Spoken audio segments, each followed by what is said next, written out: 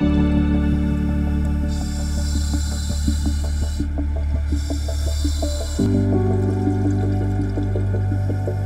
la baie d'Antibes, entre les îles Lérins et la plage du golfe Juan, on a imaginé la création d'une zone marine protégée et l'installation d'un récif artificiel pour attirer les poissons.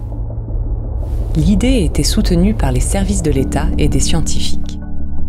À l'initiative de pêcheurs professionnels, on a immergé 25 000 pneus usagés. C'était au début des années 80. Ça a été bien structuré, moi je l'ai vu faire. Hein. Il n'y avait aucun pneu posé tout seul. C'était tout un amalgame de pneus qui étaient enchaînés, qui étaient câblés, justement pour pas que ça roule, parce qu'un pneu ça roule, pour pas que ça s'éparpille avec les courants. Ils avaient fait des gros blocs, comme des gros cubes, parce qu'avec les pneus debout comme ça, les poissons rentraient et sortaient, c'était quand même sympa. Et bon, il se trouve qu'il y a des amarrages qui ont lâché. C'était plus ce qu'on voyait au fond, n'était plus ce qui avait été posé, ça c'est clair. C'est vrai que par rapport au récif, par rapport aux premiers résultats et aux récifs béton à côté qui ont été mis dans les années 85-87, on s'est aperçu que tant au niveau densité, au niveau nombre d'espèces, biodiversité, on avait une diminution sur ces pneus.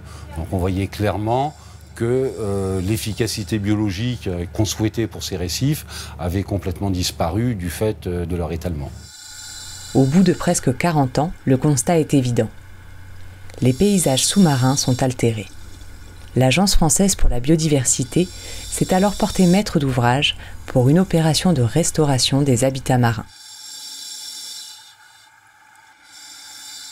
Dans un des sites les plus touristiques de France, le paysage sous-marin n'avait rien d'une carte postale. On est dans un site Natura 2000 où on doit mettre en place un plan de gestion visant à préserver, à valoriser le milieu.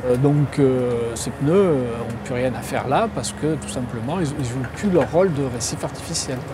Un premier périmètre a tout d'abord été défini et les plongeurs doivent entièrement le nettoyer de ses pneumatiques.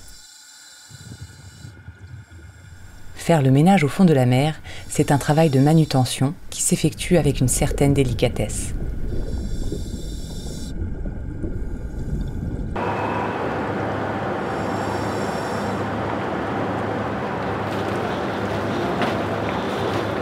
On a des zones où les pneus sont assez éloignés les uns des autres. Effectivement, là, on doit récolter les pneus un après l'autre, donc dans la vase.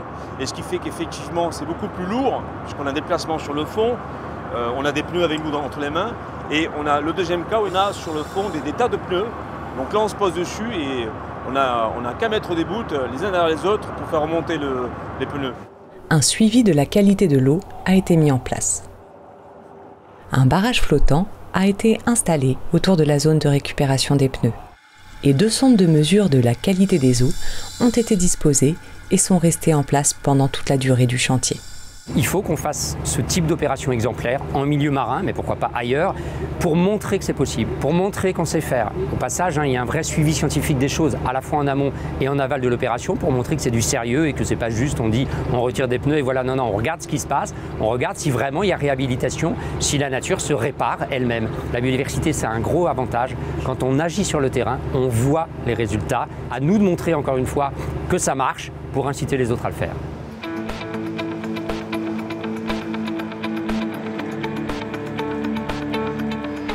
La suite des opérations se passe dans l'arrière-pays de Marseille. Les pneus de la baie du golfe de Juan ont fini par rejoindre des milliers d'autres pneus afin d'être recyclés.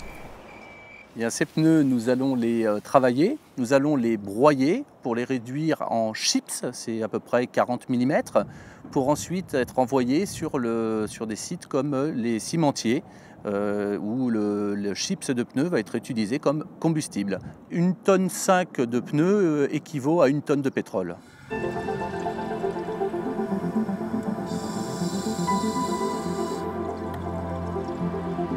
Après 2 ans de chantier, le bilan de l'opération est très positif. Il a fallu quand même quasiment 10 ans pour monter cette opération d'enlèvement des pneus. Et aujourd'hui, en 2019, on peut dire qu'on a remonté la quasi-totalité de ces pneus qui avaient été émergés dans les années 80. Et notre rôle, ça a été un petit peu de faire l'ensemblier pour montrer que c'était possible à cette échelle-là, avec cette dimension-là, puisque c'est plus de 20 000 pneus qui ont été retirés, qu'on peut restaurer les fonds.